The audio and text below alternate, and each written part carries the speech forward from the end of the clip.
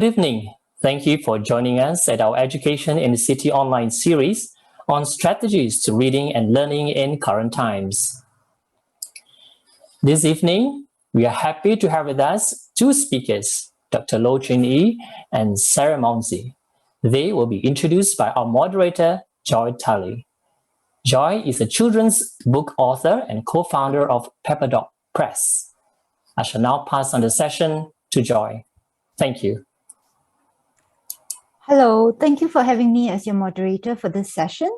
As mentioned by our MC, today's topic is strategies for reading and learning in current times. And I can think of no one better positioned to share about it than our two speakers today. Our first speaker is Dr. Loh Chin Ee. She is an associate professor with the National Institute of Education and Nanyang Technological University. Chin Ee's research focuses on literature and literacy education, particularly on reading and school libraries. She is the creator of the How We Read podcast series, which focuses on reading proficiencies required for future readiness. For today's webinar, she will be sharing some interesting findings about the reading habits of our teenagers and strategies for engaging them in more independent reading. Over to you, Chin Ee. Thank you so much, Joy, for that introduction. Thanks everyone for taking your evening to be here with us. Okay, so I hope you can see the PowerPoint slides. Okay, so the title of my talk today is Independent Reading as Strategy for Teen Reading. So I'm going to focus on teen reading because that's where most of my work is. And I'm going to talk about independent reading. Okay, and what is independent reading? It's basically the idea that it's self-directed reading that teens or even children choose to do for themselves or even in school as well. So why is independent reading important? If you look at the PISA 2018 results, there are some things inside that should make us sit up in our chairs. I think what we find is that compared to the earlier findings, students now read less for leisure. Okay, and most of them, they reported reading to fulfill practical needs. You need to remember these are 15-year-olds who are doing the survey. Students also reported reading more in online formats, typically short forms such as in chats, online news, or practical websites. They read less for enjoyment, and they consider reading a waste of time. I think for myself as a reading researcher, what is of most concern is that there's a widening gap between high and low proficiency students. Okay, and what this means is that actually our high proficiency students are getting better year on year. Our low proficiency students, they're doing very well internationally, but in terms of improvement, they're not improving. They're kind of, staying where they are, which is why there is a gap between high and low proficiency students. So what is independent reading? So this is a picture. You can see the child here is reading. It is reading that the child chooses to do by himself or herself, typically at home, but it can also be done in school as well. Why is independent reading important? Okay, I think for a lot of us, we would think, well, it's important because, there is a correlation to traditional reading proficiency. So if you read more, you get better at reading. It is related to academic achievement. But I think more importantly are the next few points that if you read independently, then you are able to direct your learning. You're able to acquire what Susan Newman calls information capital. You're in a position to read more in order to learn about the world and to learn about things. Reading is connected to student well-being as well because, when they read, they feel better. And it's connected to deep reading. Deep reading is the idea, Marianne Wolf has talked about it, but the idea that you will go deeper into a text to explore, to reflect, to be critical. Okay, it is also interestingly connected to digital reading proficiencies. So skills like searching on the internet, knowing how to make the distinction between, what's real, what's to be believed in the news. These are digital reading proficiencies. And studies have found that if you read independently, if you read in your leisure time, if you do more of that, there is an association with your digital reading proficiencies. And I think in this day and age, we want our students to be flexible readers who are able to move in and out of different kinds of readings as well. Okay, so Now, I want to explain the connection between reading, learning to read, and reading to learn, and to kind of give the big picture about why it's important. Okay, learning to read is associated with things like phonics, putting words together, starting to make sense of, that if you put one word next to another word, there is a meaning to it. But reading to learn usually assumes that the student has a certain capacity and that they're reading to find out more about the world. And if you think about the reading process, okay, how it works is this. This is the simplistic equation that I have given. But between the ages of early childhood to around early primary school, children are developing their initial reading proficiency. They're learning to put words together. They're getting to understand how things work. And as they practice more, they become competent in their reading. Now, as they become more competent, they start to enjoy the reading. When they enjoy the reading, they actually get more practice. Okay, and as they get more practice, they become more competent. And this practice is really what we want with independent reading. And I put the quote there: a child who reads independently, extensively, so reads a lot of different kinds of text and for leisure, gets more practice without you having to tell them to practice. Okay, the other thing I also want to point out in this day and age is that learning to read isn't something that happens only in early childhood and primary school. Even as adults, we are learning to read. For my master's student, when they sign up for a course, they have to learn how to read research articles. When you sign on to a new job, you've got to learn to read about the job. So we're learning to read different kinds of documents, even as adults. So what are some challenge for our educators, and I think for our parents and for librarians and for all the different people who work with children? Okay, so challenge one, I'm going to talk about 3 different challenges. Okay, our students come from different home backgrounds and have different proficiencies and interests in reading. That may seem really obvious, but perhaps let's go into the details of it. If you think about the details, this comes from a study during circuit breaker last year. We interviewed 12 families, the parents as well as the children, about their reading and learning during HBL for play, as well as for learning. And if you look at it, I've given 3 you can say there are 3 examples. Okay, so Stefan, right? He comes from a relatively well-to-do home. He's been surrounded with books and reading role models. His parents like to read. He has technologies for reading. He's got a Kindle and a tablet. And his favorite author at 13 is Ken Liu. And he uses the NLB app occasionally to read. And now that he's in secondary school, he doesn't read so much anymore. And then there's Barak, okay? And he's on financial assistance, but he's in a situation where he has non-profit tuition classes since he was young. And actually his favorite author is Rick Rodian. However, the thing is, when he hangs around with his friends, most of them don't read very much. He has a smartphone, but unlike the other children in our sample, he mostly uses freeware. And of course, we know it's changing. All the secondary school kids will have their personal learning device now. But at the point when we were doing our study, although he had a refurbished MacBook, it had stopped working. And then there's Tracy, right? Her mother is into reading, and she's watched To All the Boys I've Loved Before on Netflix and started reading the book during her school sustained silent reading period in the morning. However, since HBL, she stopped reading because there were other things to do. So you can see for Tracy, the school reading is really important. And I want to highlight the difference here because I think what's important is to understand that when we are thinking about reading, creating reading curriculum, getting our students interested in reading, we're really talking about very different reading profiles. And that's very much what our teachers have to deal with on the ground. One of the clear signs, and in our 2017 research, we also saw this, if you compare the books at home between students who are on financial assistance, students on financial assistance basically have a household income of 2,750 or less, and students who are not on financial assistance. So if you look at the item in blue, those are students who are not on financial assistance, and the ones in red, they are on financial assistance. And I think very clearly you'll see that students on financial assistance tend to have 20 books or less at home. In comparison to students who are not, they tend to have more books at home.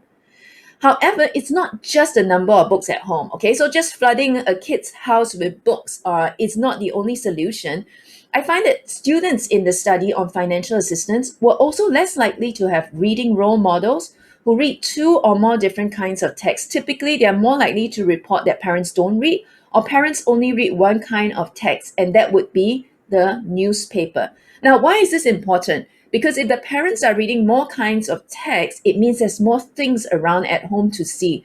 My kids come home and they see me reading research articles, they see me reading the news, they see me reading books. So it becomes something that they see is as important. It's not just work. It is part of life. It is part of something you do every day. Second challenge is this. Most of the time, digital devices distract from long form and wide reading rather than support these practices. Now, I've got nothing against digital devices, so we're kind of really looking at the facts. And when we say long form reading, we're talking about reading books, right? Reading things which require you to sustain your attention a little bit more. In our survey this year, what we found was that 95% of the students had access to a smartphone, their own smartphone. If you look at the other figure there in terms of e-reader, why e-reader? Because e-reader is specialized, it's just for reading, right? Only 81% of them said that they do not have an e-reader, so no specialized devices. And you need to remember it's an expensive device, so it's an expense on the family. Again, situation has changed since then because although not all the students, a large number report having tablets and computers, whether they are owned or shared. But we know from July this year, all secondary school students, they will be having their own personal learning devices. Some schools will have tablets, some schools have Chromebooks, but the idea is that they are able to access information or reading using technology. Then I think the question is, do they? Will they?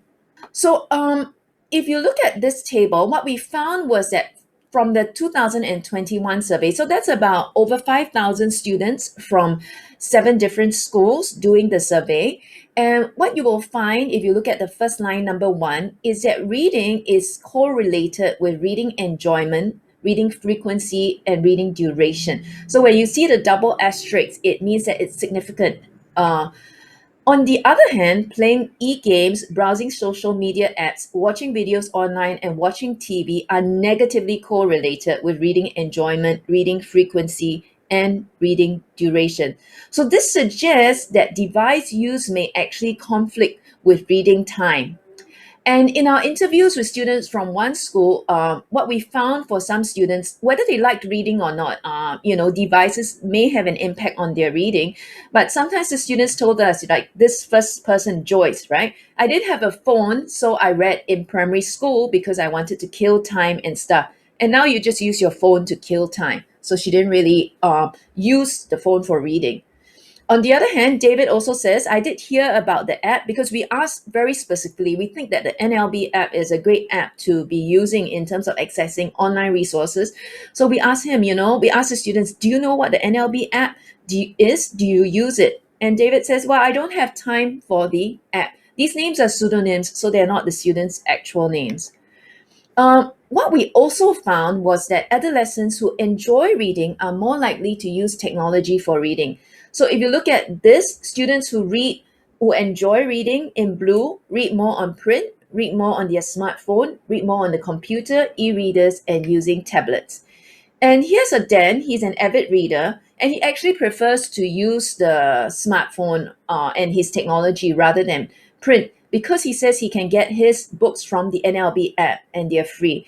And I've highlighted the word search there in this quote, right? Where he says, I go to Popular to get stationery. And when he's there, he's browsing in the adventure section, the teenage section, and he looks at the books that are interesting to him, but he goes and search it up on the NLB app and he reads it on the NLB app instead of buying. Another student who says that she's an avid reader, she said, I would go online and search for books, and sometimes I would also look at TikTok. Again, I've highlighted search because searching is very important. And the act of searching requires that you know what you want to look for. So, if you're an avid reader, you want books, you have certain knowledge of books, you will search for it. But if you're not so knowledgeable about books, then that act of searching, which we may take for granted, becomes something that is a little bit more difficult. So Do students make use of available public resources? So again, we were thinking about the NLB app. So we asked students the question, do you borrow ebooks or browse using the NLB mobile app, Overdrive, or Libby? So as you can see, 5.9% of our students use it regularly. Some use it only during the holidays, especially for the upper secondary, because they're really busy in during term time. Then there's a bunch, about 18% use it rarely or sometimes. What was encouraging was that Sec 1s in the data set used it more often than Sec 4s. So, the library has been doing a lot to promote, schools have been promoting since primary school, and you can see the Sec 1s are more familiar with the app. But when we looked at the interview data, we discovered that there were 5 categories of students. There were students who had not heard of the app at all. So they'll say, like, what do you mean? What's the NLB app? What are you talking about? Students who had heard of it but not downloaded or tried it. Those who had tried it and did not use it after that for various reasons, because they had to use only their smartphone, it was not good on their eyes, or they just couldn't find the materials that they wanted. Students who used it regularly, and also students, the last one was surprising, who use the other app functions. So they may go to the physical library to borrow books, but they were not familiar with the ebook capability of the app. So the third challenge is this, the idea that we need to understand the different affordances of different devices and how they influence reading in context. Now, the word affordance, it basically means the design aspect of an object that suggests how it should be used. So if you look at the book cover of The Design of Everyday Things by Don Norman, you'll see that the spout is on the same side of the handle. So when you kind of look at that, it doesn't make sense. And things are designed in order to help us make sense of it. And when we think about reading, there's the book, right? The book, the affordance of the book, it's there to be flipped, it's there to be touched. It is a single device. You can't do anything with it except read it. Okay. In contrast, we've got the phone. It is meant to be swiped. It is multifunctional. It's great for reading the news. It's great for buying things on the different shopping platforms, but you can do many things on it. Okay, and why is affordance important, and why do we need to think about it?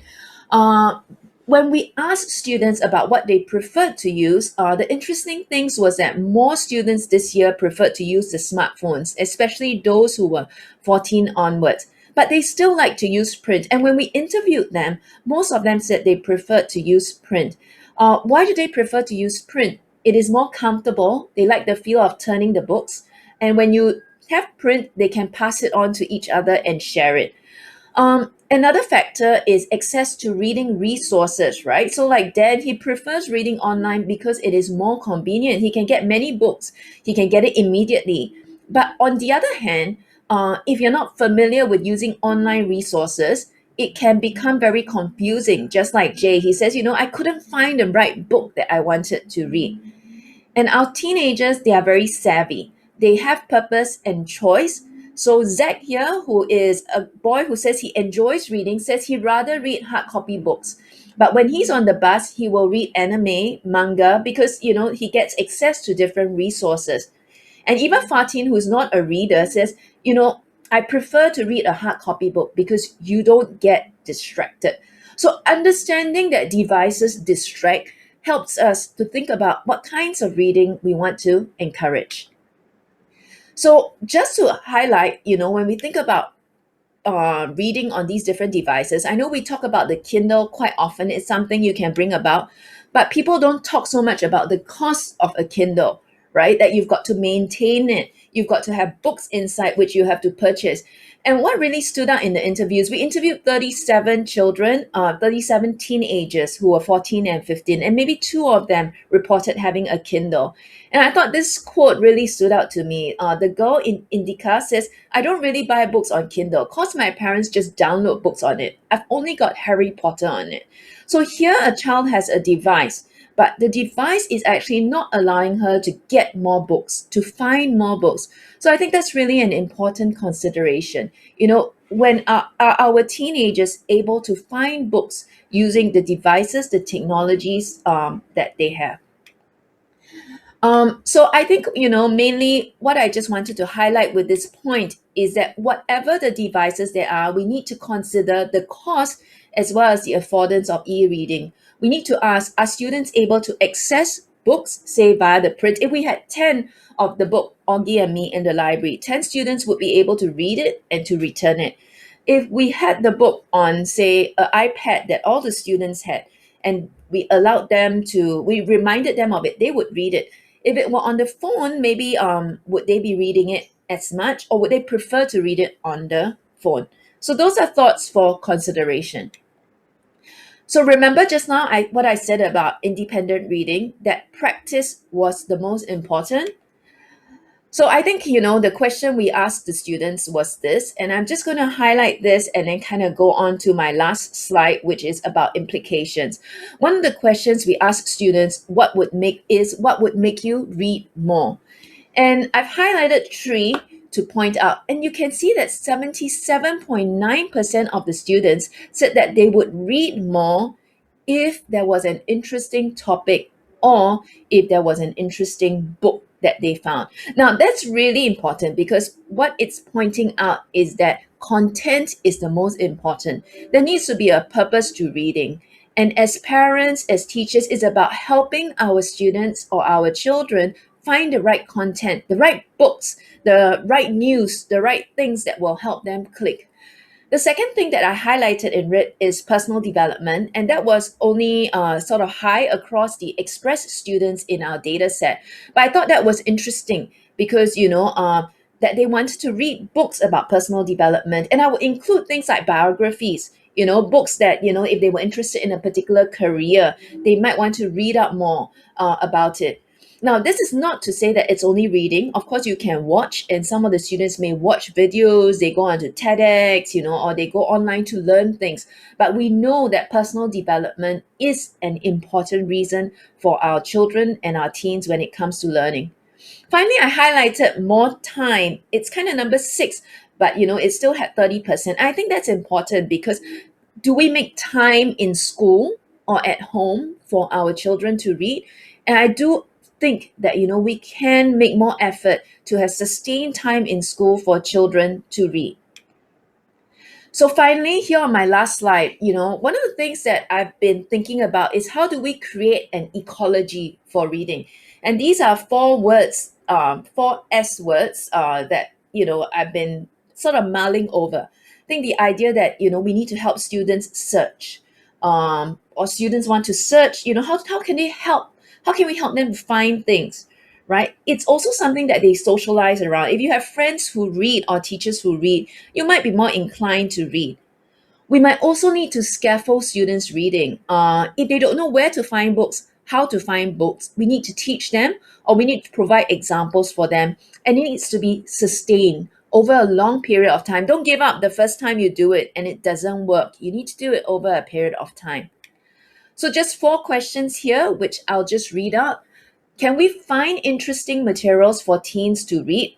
Have we read some of what they would like to read so we can recommend it to them? Notice I highlight they, okay? Not have we some interesting reads that we would like them to read, but what do they like to read? Number 2, can we provide sustained time in class for students to read? What we found in our studies is that even students who like to read, they do appreciate time in class. And for students who may not like to read as much, the time in class or school allows them to then have some time to read. I may talk a little bit more about how this time should be created. It doesn't always need to be silent reading. It really depends on the profile of our students, but that's for another talk.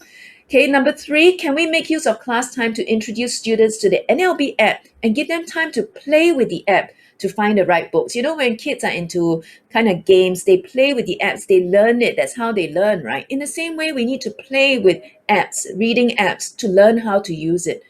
But it may be less motivating for some kids compared to a game. So can we give them time in class to do it? And finally, can we introduce teens to different reading resources? Other than books, what about news apps? What about online magazines? What about, say, online comics, to expand their reading options? So thank you very much, everyone. I look forward to your questions later. I did see some raised hands, but we're going to get through with the talks first. So back to you, Joy. Thank you, Chin Ee. I'm sure you have lots of questions for her. Please key them into the Q&A chat and we will have some time for her to answer them later. In the meantime, let us welcome our second speaker for today. She's Sarah Mounsey, the Director of Libraries at Dulwich College. Sarah wears many hats as teacher, librarian, and also author. She wrote the Paw Print series of books, which are published in Singapore. She'll be offering some insights from the Dulwich College research project conducted together with Chin Ee, and she'll be sharing reading habits of children aged 7 to 11, as well as their favorite titles and genre. Over to you, Sarah. Thank you, Joy, and thank you, Chin Ee. As I do, I'm going to explain to you what my role is. So I'm the Director of Libraries at Dulwich College, Singapore. To give you some of you context on that, I'm a teacher librarian, and I know in many countries and many schools around the world, they don't have teacher librarians. A teacher librarian is someone with a teaching qualification and a library qualification, and they work in school libraries to support teachers and students promoting literature. So you can connect with me in a variety of ways that you can see on the screen. But moving on to the next slide, please. So, in summary, a teacher librarian really works with students about reading for information and reading for pleasure. Now, reading for pleasure is one of my favourite topics that I could talk about endlessly, and reading for information is a crucial part of learning and educating in this day and age. So we really need to make our students savvy in searching for information, for finding information that they require to determine fake news and real information. So that's a big part of what we teach in our schools. And the reading for pleasure is all about finding books that we read. And when we do those things together, learning and even deep learning does take place. So moving on, please. Now, this is just some data I wanted to share with you about how we do our annual reports at Dulwich College, Singapore. We look at a lot of data, and a lot of that data drives our decision-making in our libraries. So we're lucky enough to have 3 libraries in the college. It's a school that has students from age 2 right through to the age of 18, and our libraries cater for those different ages of students. So on the left, you can see a lot of digital resources, and we really do promote the reading and use of digital resources, both for information and reading for pleasure. Things like Encyclopedia Britannica for when children are researching. And then the statistics on the right really shows you how well used our libraries really are. So moving on, I'm going to delve down a little bit. Chin Ee has really spoken about adolescents and teenagers, and I'm going to speak more about the 7 to 11 years category. And the library I work in at Dulwich College, Singapore, is the junior school library. It has students from age 7 to age 11. And that is really that age where our students have just gained proficiency in reading. A lot of them are absolutely loving becoming independent readers as well as reading with adults. And it's that age where we need to keep them as readers so that they go on to continue to be great readers as adolescents and teenagers. So this is just some data we look at. On the left there, you can see the percentage of our collection. So for example, our collection has 31% non-fiction books at the moment. If I look at that in 2017, it was actually 40% of the collection. And we've made some big decisions on not growing that part quite as much because we really do like to direct students to current information sources digitally as well as non-fiction books. So we absolutely do love non-fiction books and we do buy lots of new titles and promote the non-fiction, but you can see on the right that only 30% of the borrowings was non-fiction. So those statistics correlate quite well. Another one just to point out on this slide I think is worth noting is the graphic novels make up 6.5% of our collection, yet 17% of our borrowing. So I'm going to talk about that a little bit more in another slide, but let's move on. So Chin Ee and I, along with Suja, one of her PhD students, have recently undertaken some research in my library, and we did a mixed methods case study research. So we surveyed over 700 of our 880 students, We did focus group interviews with students from each year group, and we analysed a lot of library borrowing data. And I want to share some of those findings with you today. So for those of you who are educators, it might help guide you in some decision making on what sort of books would be great to share with your students, those who are in libraries for collection development, and those who are parents to know what really might be that book that hooks your child into reading. And we really did also look at how their reading preferences change as they grow older. And there were some really interesting observations. So moving on to the next slide, you're going to see a lot of titles of books. And this was a question in the survey where the children were asked, what was your favourite book you read this year? Now, there were over 200 students in each year group who answered this survey question, so it was their absolute favourite. So to get in the top 20, the book had to have been read by a number of students. Now, a few interesting observations here, things like Harry Potter, hugely popular in all of the year groups. But what I want to bring your attention to is the top book in Year 5, Alex Rider by Anthony Horowitz, the top book in Year 6, which is Rooftoppers by Catherine Rundell, and Wonder was the second favourite by R.J. Palacio. Now, what's really interesting about this is these three books are actually taught by the teachers in the curriculum in our school. So what happens is the teachers read these texts with the whole class. They actually have their own individual copies, and they really delve deeply into these books. And isn't that amazing to see that so many students said that was the best book they read this year? So that really tells us this works. This is something we should be doing as educators, and we should be choosing current books that our children are going to enjoy to delve deeply into that. Let's move on to the next slide. And I've gathered some data from these top 20 books in each year group. I've only included a few genres here on the left because these happen to be the ones that came up in the survey. At the bottom of the screen, you can see a few of the genres, fantasy, humour, etc. Now, in our library, we actually have these genre stickers stuck onto the spine of our books, which is just another tool for children to be able to discover. If they know they love adventure books, they'll go looking for that genre sticker. Now, what I want you to really have a look at here is how humour decreases as the students get older, and realistic fiction. So those books often that have a child having a problem. A book like Wonder is a really great example. Looking at diversity is really good in these titles. So it really tells us that our children are wanting more serious reads as they get older. So I don't know about you, perhaps year 3, year 4, those 7, 8, 9-year-olds are having a little bit more fun in life. So that's an interesting look at the genres. If we go to the next slide, if we move on, let's look at the formats. Now, just to define some of these formats for you. So junior fiction is those long chapter books like the Alex Rider, like Wonder, like Harry Potter. Graphic novels are longer comic style books. Hugely popular. I'll be talking about that. Our early fiction are the short chapter books, great sort of first reads for our students who are just becoming proficient readers and feel really proud of themselves when they can get through a chapter book quickly. And non-fiction, I think, needs no explanation. So if we look there at the increase in junior fiction, it really shows that for the children picking their favourite book, as their reading proficiency and development as they get older, most of them are picking their favourite is junior fiction. Now, that's not to say the graphic novels aren't hugely popular with our older students, because in fact they really are. But the favourite books, obviously, are those ones that children can access mostly independently and enjoy. So let's move on to the next slide.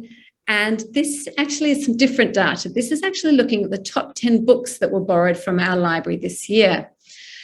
Now, I do want to highlight from all of these last lists that I've shown you that depending on what school you were doing this in, depending what country you were doing this in, you would find different books that the children chose. But there's definitely titles that no matter the country, no matter the socioeconomic status of the children, no matter what lens we're looking through, they would sort of transcend time. Now, you will notice that I've highlighted a number of these books in red, and I really wanted to talk about this for a key reason. At Dulwich College and many of the international schools in Singapore, we follow something called the Red Dot Book Awards, and these books are chosen by teacher librarians across the international schools in Singapore. And at Dulwich College, we use these books and we really promote them, and we do a Readers' Cup event every student in junior school is encouraged to read at least one. There's 8 in different age categories for these, and you might want to look at the Red Dot books online because there's some great titles. And we do buy multiple copies. So of course it is easier to get 244 circulations of Mr. Wolf's class because we had 10 copies of this book. Now, from this data, I want to show you some key highlights of what we found when we looked at the top 50. So if we move on to the next slide, it's going to show you from the top 50 books, these are some really interesting key findings, which I think for any of you who work in schools are key for promoting books. Students love series books. So 84% in the top 50 books were books from a series. Recent releases are really popular. So it's so easy as adults to recommend books that we have really positive experiences with as a child. But sometimes our children won't necessarily lead to them. Yes, if you love Enid Blyton, share them with your child, but if they don't get hooked into that, try something else. So there's so much, publishers are publishing so much great contemporary literature. So recent releases are very popular. Students enjoy humour, as I said earlier, maybe our younger students more so, because 46% were funny books. And really important that promoting book awards raises awareness for new and different titles. Author talks build the reading culture. From our top 50 books, we were lucky enough to have 4 of those authors do Zoom online talks with our students this year. And finally, book promotion works. As Chin Ee spoke about earlier, take the time to have sustained reading, but take the time to be promoting different books to our children, because different books will appeal to the other students. Now, one other key finding, if we move on to the next slide, will be a really important one for you all. And that is that comics are king. 68% of the top 50 borrowed books in our library were comics. Now, I showed you earlier Mr. Wolf's class, which is a really fun one that was popular with our younger students. But some of our comics can be really deep and complicated and mature. This is an amazing example called White Bird, which is a companion book to R.J. Palacio's Wonder, and it's delves into some really, really serious themes and mature themes. So all our students are reading graphic novels. There can be a real stigma. Some parents tell their children they need to stop reading graphic novels, they need to stop reading comics. But from our focus group interviews, we really did find that a lot of our very proficient readers were preferring comics more than some of our students who had challenges with reading. And on the graph on the screen, you can see that we can barely keep up with how many books are borrowed and how we're growing that part of our collection in the library. So we're listening to what the students, we're seeing what they want, and we continue to grow. And we've got a lot of new books arriving in August. So moving on to the next slide, I want to share with you, just to follow up on what Chin Ee spoke about earlier, print or digital. In our survey, we also found that students have a strong preference for reading print over digital. So we're definitely not saying don't use digital. Digital reading can be great. Kindle reading can be great because it's using that one device and not having the distractions where you can swipe and open up into other things. Audiobooks are brilliant. There are many ways that we can use print and digital, and a lot of students like both, even though they have a preference for print if they can. So moving on, please. Now, a couple of digital resources that are really useful. We've talked about the NLB app. It's incredible for those of you who are here in Singapore. Libby or Overdrive has thousands of books. Tumble Book Library is wonderful for our younger children. And Press Reader is great for probably age 7 all the way through to us adults, because it has thousands of newspapers and magazines, and they're all free when you are a member of the National Library. Now, on the bottom right, I've got the icon Borrow Box. That's the ebook and audiobook library our school uses, and there are many others available that different schools may buy subscriptions to. And Epic, it has an exclamation mark because it is epic. If you are an educator of primary school children and you don't know about Epic, look it up. You can join for free and share thousands of books with your students within school hours. If you're a parent, you can join for a minimal fee and thousands of books accessible for your children. So let's move on. So I want to give you a few quick tips for building a library collection for those of you who are educators working in schools and those of you working in libraries. So please do listen to what the children are reading, conduct a survey to find out their reading preferences, and use the borrowing data to drive book collection growth as well. Now, if you have a small budget, which I know is the reality in so many schools, and I know there's some schools around the world without libraries at all, of course, but there are options in Singapore and other countries to run book fairs where you can earn book credits. Scholastic do great online ones. Here in Singapore, we have a great bookseller called Closet Full of Books. They will do book fairs at your school, and you can earn credits for books that then you can put on the shelves in your libraries. Closet Full of Books, Denise as well gives incredible suggestions for reading. So if you're an educator building a book collection, do speak to her. Using national libraries, the NLB, as schools, we can join and borrow thousands of books that we can then, hundreds of books at a time, that we can make supplementary loans. And really importantly, ensure there are books for all reading abilities. Read reviews, talk to librarians and booksellers. And if you're looking for some specific recommendations, I've got a link there to my blog where I've got some reading lists for all these ages that you can click on, because I know many of us educators are time poor and don't have time to do all of these things. So moving on. So when we're building that collection, really do think about accessibility. We need to have books for all kinds of readers. The 5-finger rule is a tip we use with all of our students to think about whether a book is the right reading ability for them. They read a page. If they're getting more than 3, 4, 5 words incorrect on that page, or they didn't know what they meant, that book could be too challenging for them to access themselves. So very useful tip there. Audiobooks, brilliant for our reluctant readers, brilliant for all kinds of readers, in fact. And there's a lot of research that does show the benefits of listening to audiobooks as well. High-low books, really important. So high-low means high interest but low challenge. So for those children who are a little bit older and find reading a challenge, but we want them to be reading something that is mature for their age category. A lot of publishers produce high-low books. And dyslexia-friendly formats are very important. And a lot of our digital resources do have an option to click and change the font into a dyslexia-friendly font, which is very beneficial.